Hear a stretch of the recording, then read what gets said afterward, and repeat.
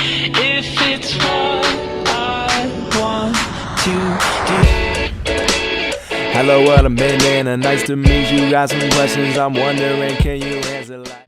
What's up YouTube, Dan here, and welcome to a new episode of my Real Madrid career mode series on FIFA 14. So, coming up in today's episode, we do have a game up against Athletic Bilbao and also a key game up against Arsenal in the first game in the Champions Cup. So it should be a great episode, and I think we've also got the transfer deadline day as well. So I'm just going to kind of spend the first couple of minutes in today's episode just talking about my new signings that I've made in mid-season, or not mid-season, pre-season, sorry. And yes, so first signings we got to talk about is Mario Balotelli. So he's been my most expensive signing in terms of just the money I've offered and the player I actually offered in the end. And what I offered, I think it was around about 15 to 19 million or something like that, plus Benzema as well, so adds up to around about 40 million.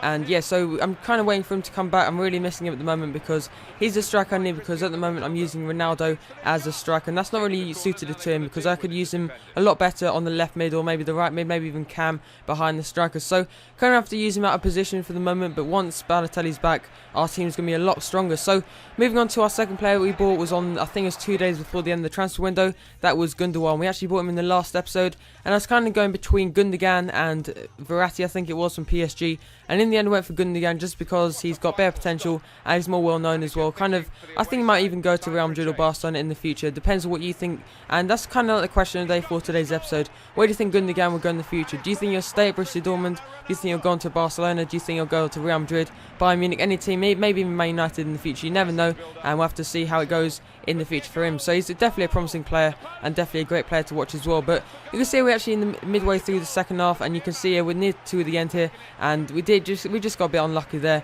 and Athletic Bilbao actually got a goal there. So like I said in the last episode, I'm getting a lot of chances, but I'm just not taking them. You can see there I actually had 8 chances in that game, I only scored 1 or 2 goals in the end, and we actually drew the game 1-1 as well, which is quite unfortunate. So into transfer deadline day now, and we're just going to see some other signings. You're going to see the largest signings of the transfer window, and we're actually getting an offer from Stade Rennais, I think it's pronounced, for Morata. He's a striker I'm going to use maybe on the midweek games, maybe even Champions Cup as well, because he's just a player to fill in the position, because I know I'm not really that strong in striker because Balotelli's injured at the moment and Diego Costa's my only real striker at the moment. So you can see we actually reject the offer, but we're going to move on. You can see Balotelli 42 million to Real Madrid. You can see Rooney's gone to Barcelona and Gundogan has also gone to Real Madrid. So we've definitely been really busy in the transfer windows, but it's really paid off as well. I think we've made some good signings. And so if you were the Real Madrid manager, who would you buy to strengthen the team? Would you get a new goalkeeper? Would you get a new defender? Would you get a new midfielder? Or would you get a new striker? It depends on what you want, really. So you can see Suarez has actually gone to Bayern Munich as well.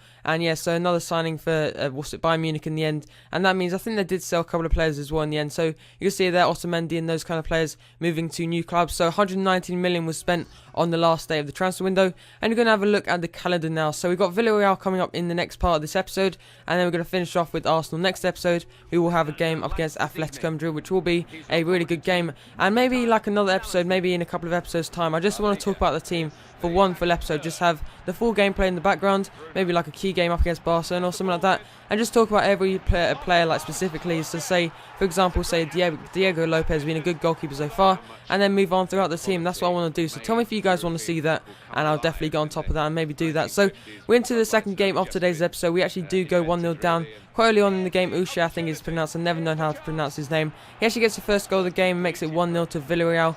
We come straight back down the other end with a couple chances here. Ronaldo going past 2 defenders, a great save there from the goalkeeper, and then a bit of a cheeky finish there from Gundogan makes it 1-1. So nice finish there to make it 1-1. So into the second half now. This wasn't the most eventful game, sorry, and we're trying to get the most out of these chances we had. So Fabio Contral passing it to Modric. He passes out to wing to Xabi Alonso, playing to the right mid in the second half because I did change around the formation, and a great cross into the box, and Contral was on hand to put it into the goal. So 2-1 at this point, a great result at this point, and I was really thinking that Villarreal would be a lot tougher task because away from home, amazingly, they're really good away from home, and you can see what is going on with my defence. A great ball into the box and then a header past the goalkeeper. So as I said, headers this year still overpowered, and it's just ridiculous. I just can't get over it.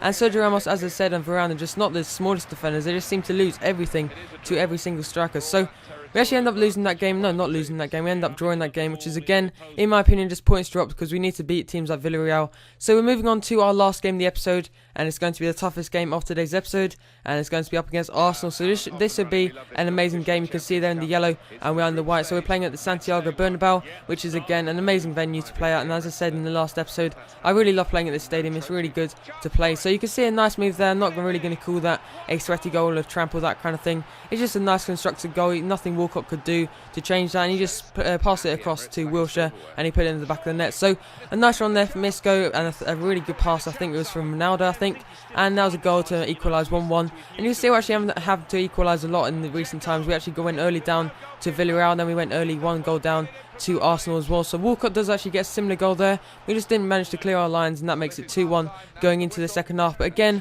I really thought like I should have won this game in the end. I think I should have maybe got another goal by the end of the first half. And you can see we didn't make any changes going into the second half, and I think we do have an international break after this, if I'm not correct. So a nice pass there from Ronaldo to Isco, and then he had the chance to maybe finish that. It was a great volley, but Chesney was on top form to put that past the goal. So another chance there goes begging, and we should have been taking these opportunities. A great cross in to the box by Alonso, sorry. And yeah, Bale with the chance, and he actually hits the post. Really unlucky there. Maybe again should have finished that. These are chances we need to take. And maybe I should have even gone for finesse shot. But what is going on here?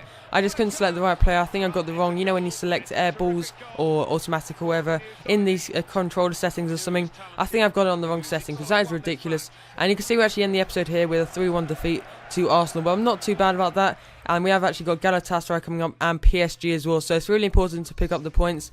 But I'm not too concerned about this because my main aim for this season is to win the title. And the Champions Cup's a main priority for next season. So if you have enjoyed this episode, remember to leave a like and subscribe for more FIFA 14 videos. And you can also watch my previous video, which was the second episode. And I think it was uploaded a couple of hours ago. But a massive thank you for watching episode number 3. And I'll see you in the next episode.